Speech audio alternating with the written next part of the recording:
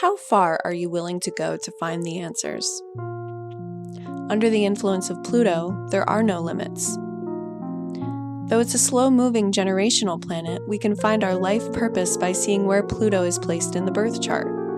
For instance, my generation has Pluto in Scorpio, but not everyone I meet will have, like me, Pluto and Scorpio in the 8th house.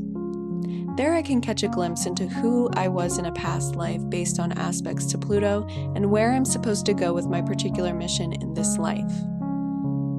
You also have Pluto in a sign in a house. Where's yours? Pluto is the planet of depth, transformation, and rebirth. Pluto also rules Scorpio, not to confuse you with my own chart, where Scorpio rests in its own planet. Have you ever met a Scorpio? It's a silly question. Of course, you've met many Scorpios in your life, I'm sure. I've also met many. I've even met a double and triple Scorpio, those with Sun, Ascendant, and Moon all in Scorpio. Because they're a water sign, they represent emotions to some degree, like Pisces and Cancer. But Scorpio represents the water that is so deep that you can never get to the bottom. And that doesn't mean you won't stop trying to get to the bottom. Scorpio is the deep sea diver who never comes up for air. And when you're deep sea diving, the stakes are high.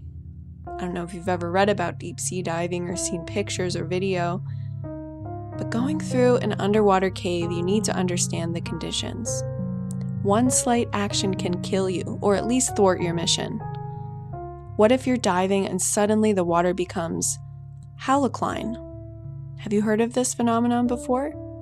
You're seeing what looks just like air and water together, but you've never left the cave, and what you're seeing is just a saltwater gradient giving you the illusion of air and water. You take off your mask, you drown. Scorpios are continually in a state of diving, and with that level of precision and control, they try to be in control of their environment totally.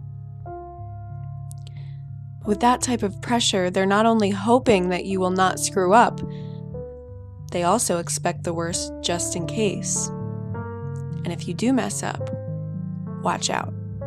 There's no coming back up for air. You'll get left behind on the diving expedition, and you might even get a brick tied to your foot, depending on the Scorpio. People will wonder where you've gotten to. Pluto, like Jupiter, Uranus, Neptune, is a transpersonal planet. Those born with heavy personal Scorpio placements may feel the planet's basic need to search and act with suspicion. But unless they're able to harness the ultimate purpose of these feelings, they will be stuck with an amount of bitterness and lack of control that will undermine their talents. For the Pluto and Scorpio generation born between 1983 and 1995, your soul signature is a double Scorpio mixing. You have the opportunity to overcome feelings of betrayal and abandonment from this life or previous life karma to become a powerful revolutionary being in this life. This is Ghost Waves with Divinity.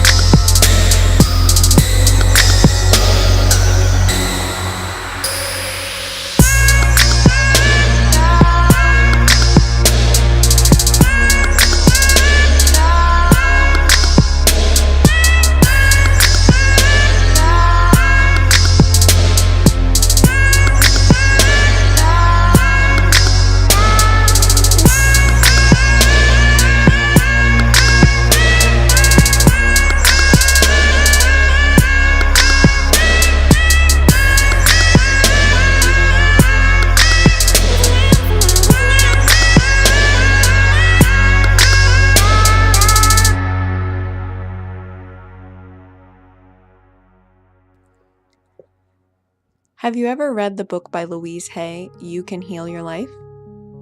It was a book that synthesized the idea that your mind has power over your body and continuous thoughts, whether conscious or unconscious, trigger bodily reactions. When I think of what Pluto rules inside the body, I think it best to discuss the feelings of shame. So what kind of changes could be present in the body when harboring feelings of shame in your root chakra, which I mentioned in my last episode I affiliate with Mars and Pluto? Let's talk about what Pluto rules in medical astrology: the pancreas, metabolism, elimination, bowels, but also the reproductive system and sexual organs. So think about that for a moment while I go further. If you're sick and you throw up, your body is getting rid of materials which inhibit your wellness. There are always exceptions to this. For instance, you can't stop throwing up and that's actually making you sicker. But in the best case scenario, your body is looking out for you. Imagine Pluto as the force that asks you to go into your depths and see what motivates you. Perhaps you're motivated by things that are destructive to you and to others. Maybe, for instance, you've taken up revenge, but the only person you're hurting is yourself. Those who seek revenge may end up sipping the poison meant for someone else, and we've all heard that before. In our political actions, will we be so suspicious as to find everything wrong that we no longer take action at all? Associated tarot cards with Pluto are Judgment and Death. After what I've spoken on the majority of the talk, you may already see why. Judgment is a card that comes up when we need to use discernment, but Judgment reversed shows us when we're being too judgmental or when a judgment will not work out in our favor. Now, I've been in professional situations where I've seen people who, in the eyes of their public, are unable to do anything right no matter what until they're debilitated completely. The other implication of the Tarot Judgment card is one day we'll be held accountable for our actions. How much have we done to fulfill our purpose here? Hence, the people being called out of the grave in the image if you look at the traditional depiction in the Rider-Waite Tarot deck. So to some, that's reincarnation. To some, it's Judgment Day. So I'll go back to talking about my grandmother's collection of religious posters and say that she had a poster of Revelation. The horsemen of the apocalypse were right there by her bedside, reminding her of how the actions of this life have consequences. Sometimes lack of judgment can lead to stagnation. To go to the other extreme, there also comes a time when we need to suspend judgment lest it debilitate us or hurt others, as I said before. This is Roger Plexico with Demon's Alley.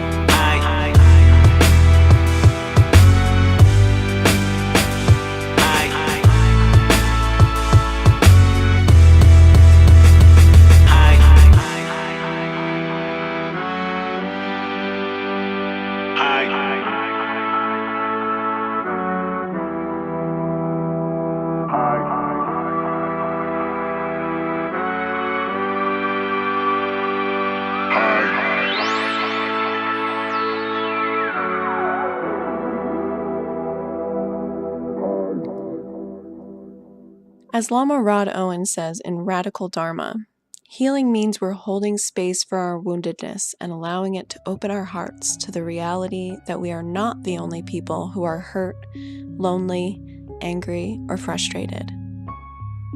And for evolved Scorpio and Pluto energy, we can expect the ultimate emotional intelligence and problem solving. These people are known for this. But from less evolved Scorpio energy, we can expect boundless searching to find your weaknesses and exploit you. Lama Rod Owen also says, opening our hearts to woundedness helps us to understand that everyone else around us carries the same woundedness. Now, to a certain degree, I can see a contestation with this, right? So, not everyone carries the exact same woundedness, right? We're all different individuals. But to look at someone and use a herd mentality and say that we know what woundedness this other person carries and why they act the way they do without getting to know them is hubris.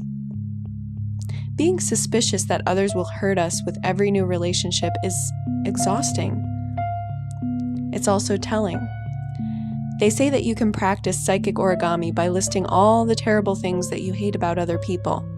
Then put your name right at the top, because that's your shadow. To quote Jung, the shadow is that hidden, repressed, for the most part inferior and guilt-laden personality whose ultimate ramifications reach back into the realm of our animal ancestors and so compromise the whole historical aspect of the unconscious. When you deal with your shadow, there's some good news about that. You don't get rid of it. No. And you're not even ashamed of it. It's part of your identity. Unfortunately, we can't just be positivity robots all the time, although some people try to do that, or try to appear as though they're doing that. There are things in the world that are unpleasant, behaviors which have to be unlearned. And this is why Pluto energy is so precious. It's through embracing your shadow that you find courage to confront other shadowy figures in the world with deeper empathy and understanding, hoping to transform those things. Not just for yourself, but for the benefit of others. Find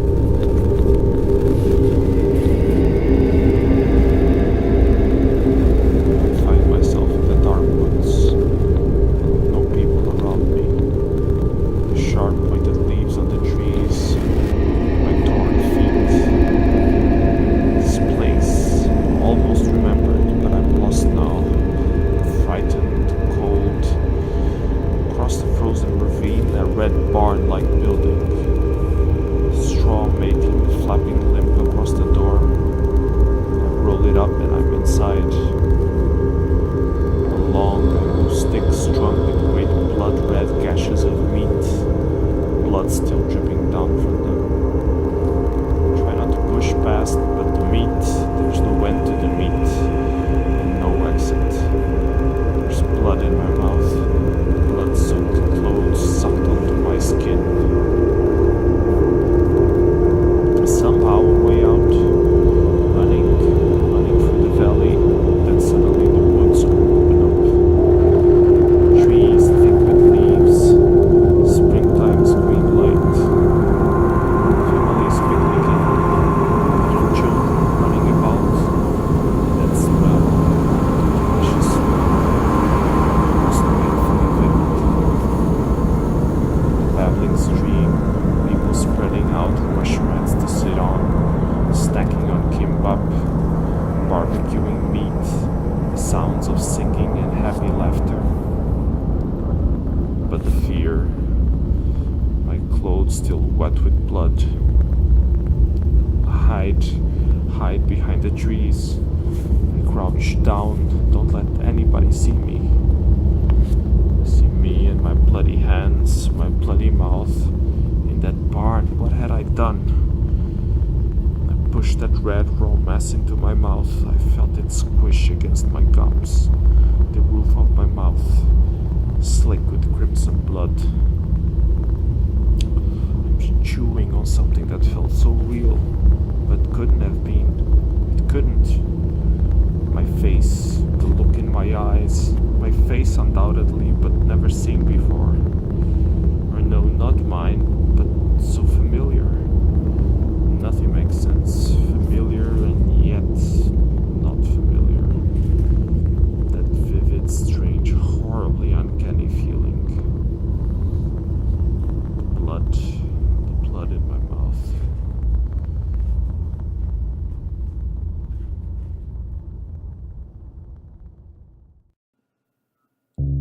How far can we get in life based on suspicion? What I mean by this is best explained by Eve Sedgwick's essay in her book Touching Feeling. The essay is called Paranoid Reading and Reparative Reading, or You're So Paranoid You Probably Think This Essay Is About You. In the essay, Sedgwick talked about how during the height of the AIDS epidemic in the queer community, people were trying to figure out the whys and the hows. Was it the government who administered AIDS, fueled by a politically conservative and targeted desire to exterminate large parts of the population? Ultimately, she says, we could go on about this forever and perhaps still not find an answer. Yet what we do know is there are people who need healing. Whole communities of people were wrought with physical and psychic shame about their lives and sentenced medically to die. So where should our focus be? On finding who to blame? Or helping those who need critical support? This is what Sedgwick and others would call the hermeneutics of recovery. Reading things in a suspicious way can protect us by keeping us paranoid and isolated, but it also means we're not living our lives. Recovery and transformation means we have to be open to living life despite its many hurts and inevitable downside. This is what Pluto can teach us. The Death Tarot card shows us sometimes ending things is actually a blessing. Pluto is said to rule death and taxes, the unpleasantness we don't want but can lead to an ultimate good. Taxes are hard to pay, and they suck, but if we want a world where the collective is supported, they're a necessity and they don't suck. Now, how those taxes are being used is a whole other investigation. Being paranoid prevents us from getting to know anyone. When we're judging without knowing, we can stay safe, sure. But we also close off from the potential to receive love. This is P.S. Introduction to Love.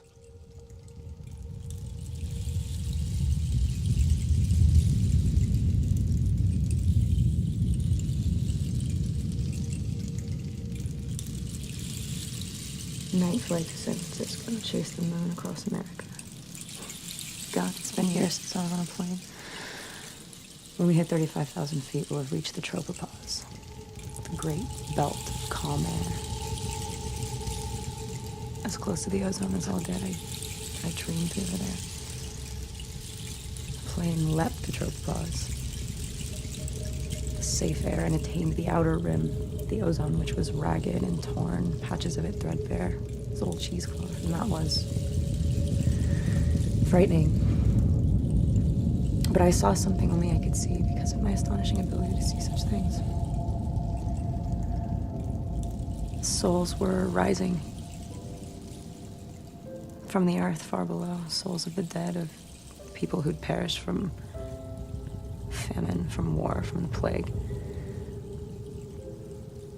They floated up like skydivers in reverse, limbs all akimbo, wheeling, spinning. And the souls of these departed joined hands, clasped ankles, and formed a web, a great net of souls. And the souls were 3 atom oxygen molecules of the stuff of ozone, and the outer rim absorbed them and was repaired.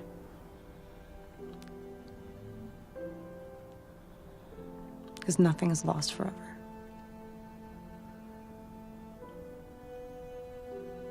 In this world, there's a kind of painful progress, longing for what we've left behind and dreaming ahead. At least I think that's it.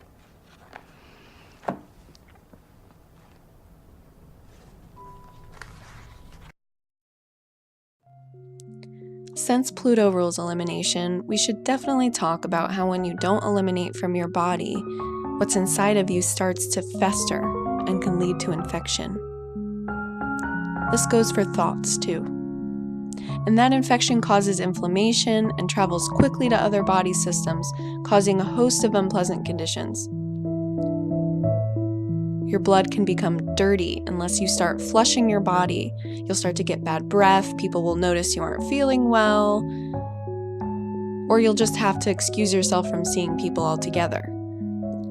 Sometimes when people are sick and before death, they're no longer able to eliminate. You can begin getting parasites when this happens, and how true is it that when we continue holding on to beliefs about life which are unconscious and harmful, people who also hold these beliefs will begin to encircle you. So you're almost entrapped by your own negative thoughts. Thinking of herbal astrology, anise can help settle the stomach along with basil. Now, basil is used for stomach spasms, loss of appetite, fluid retention, head colds, worm infections. So if you have parasites, maybe you want to make some sauce with some basil in it. Marjoram, the smell of marjoram can be used to uplift your mood. Taking it internally can improve your digestive function. Use it in a tea. Marjoram can help improve your digestion by improving your appetite and increasing the production of the digestive enzymes that will help you break down food.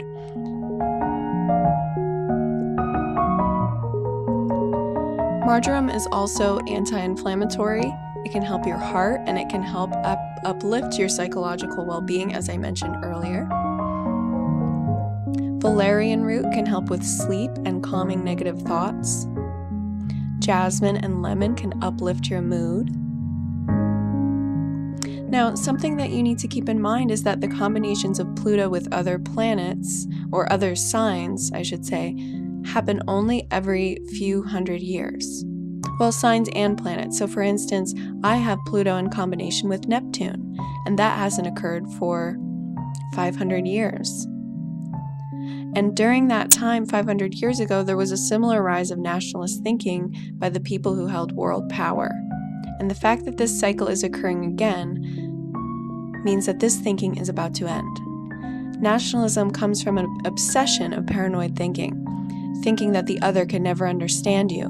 We see that the traditional ruler of Scorpio is Mars, so some astrologers still say Mars rules Scorpio to some degree and can account for the potential violence of Scorpio. When Scorpio season comes, the veil is also thin.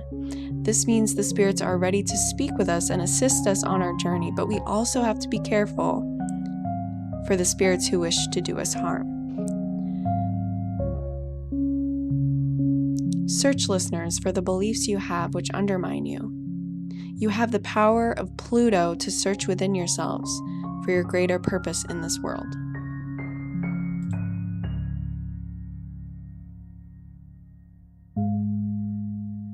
Ha ha ha